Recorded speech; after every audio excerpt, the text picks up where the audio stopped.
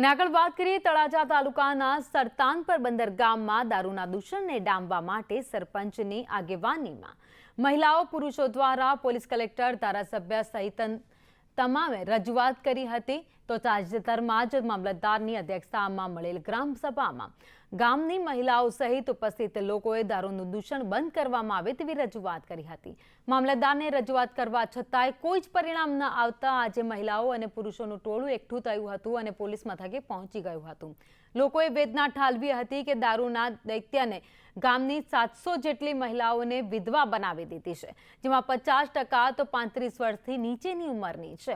ગામની અંદર મોટો લઠ્ઠાકાંડ સર્જાય તેવી શક્યતાઓ પણ સરપંચ દ્વારા વ્યક્ત કરવામાં આવી છે।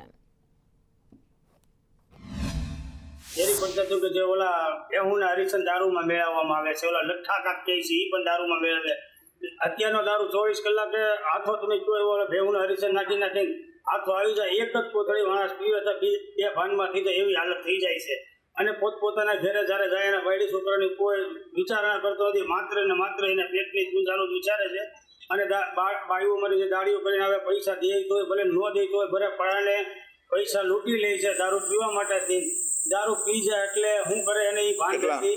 આ બધું છે ને ભાઈ, દારૂ એ ઘટાવી ગયો, અમારા નવજવાન મરે છે।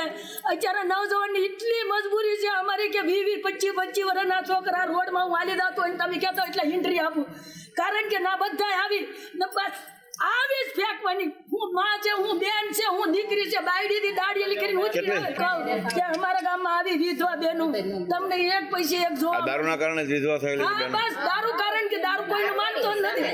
દારૂ એ અમારા ગામમાં છે, ચાકે અમારા ગામમાં છે, અમારા બંદર બંધ થઈ ગયું એટલે અમે દાઈ હતા।